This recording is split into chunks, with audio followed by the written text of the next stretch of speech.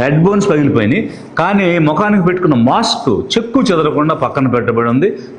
కళ్ళకు పెట్టుకున్న కళ్ళజోడు చిన్న స్క్రాచ్ కూడా లేదు. తల పగిలిపోయి రక్తస్రావం జరిగిపోయింది అనేటువంటి రిపోర్ట్ ఈరోజు వచ్చింది. హెమటోమా ఉంది, హెమరేజ్ ఉంది అనేటువంటి రిపోర్ట్ వచ్చింది. ఆ రక్తస్రావం వల్లే ప్రాణం ఆగిపోయింది అనేటువంటిది కూడా వచ్చింది. అలాంటి పరిస్థితుల్లో హెల్మెట్ మీద చిన్న స్క్రాచ్ కానీ చొట్ట కానీ ఏమీ లేదు, యాజ్ ఇట్ ఈజ్గా ఉంది, అక్కడ పెట్టినట్టుగానే ఉంది.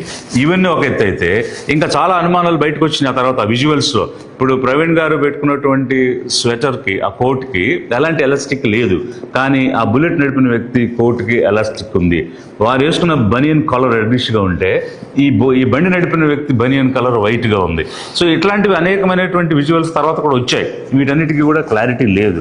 ఇదంతా ఒకవైపు జరుగుతూ ఉంటే మరి ఎప్పుడు జరిగింది ఈ డెత్ అన్న విషయాన్ని ఫస్ట్ రిపోర్ట్లో, ప్రిలిమినరీ రిపోర్ట్లో కానీ ఫైనల్ రిపోర్ట్లో కానీ చెప్పలేదు.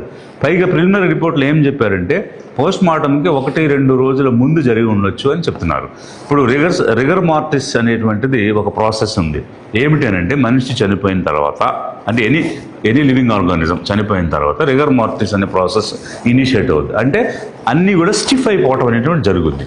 ఆ స్టిఫ్ అయిపోయినటువంటి ఆ ప్రాసెస్ని బట్టి ఎన్ని గంటల ముందు ప్రాణం పోయింది అనేటువంటి దాన్ని వీరు క్యాలిక్యులేట్ చేసి చెప్తారు.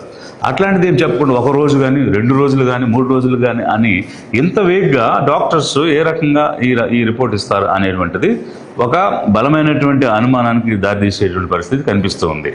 అదేవిధంగా అన్ని ఆర్గాన్స్, ఇంటర్నల్ ఆర్గాన్స్ అన్నీ బాగున్నాయి. లివర్ బాగుంది, స్ప్లీన్ బాగుంది, లంగ్స్ బాగున్నాయి, హార్ట్ బాగుంది, ఇలా అన్ని ఆర్గాన్స్ కూడా బాగానే ఉన్నాయి. ఎక్కడ కూడా ఏది దెబ్బతినలేదు. కానీ మరి ఇంత డ్రంకర్డ్ అయ్యి ఉంటే మొట్టమొదట తాగుబోతులకి ఎఫెక్ట్ అవ్వాల్సిన లివర్ కదా, మరి లివర్లో ఒక చిన్న ప్రాబ్లం కూడా ఐడెంటిఫై చేసినట్టు ప్రిలిమినరీ రిపోర్ట్లు కానీ ఫైనల్ రిపోర్ట్లు కానీ చెప్పలేదు. అంటే ఎందుకు ఈ విధంగా చేయాల్సి వస్తుంది? అంతేకాకుండా ఇప్పుడు నిన్న క్యాండిల్స్ పెడదామని ఎక్స్ పార్లమెంటేరియన్ హర్ష్ కుమార్ గారు ఒక పిలుపునిచ్చినప్పుడు చాలామంది అక్కడికి వెళ్ళటం జరిగింది. అయితే అదేమి ర్యాలీ కాదు, ఒక పబ్లిక్ మీటింగ్ కాదు, దాన్ని ఏమంటారంటే ఇప్పుడు చనిపోయినటువంటి మనిషికి ఒక నివాళులు అర్పించే దానిలో భాగంగా ఆ రోజు వెళ్ళాలనుకున్నారు. సరే, ఓకే. అయితే అతను అరెస్ట్ చేయడం ఏంటి? హర్ష కుమార్ గారి అరెస్టుని మేము తీవ్రంగా పరిగణిస్తున్నాము, దాన్ని ఖండిస్తున్నాము లిబరేషన్ కాంగ్రెస్ పార్టీ. ఎందుకనంటే అసలు హ్యూమన్ రైట్స్ అనేటువంటివి, మానవ హక్కులు అనేటువంటివి ఈ రాష్ట్రంలో ఉన్నాయా? ఉంటే స్వేచ్ఛగా నిరసన తెలిపేటువంటి హక్కు కూడా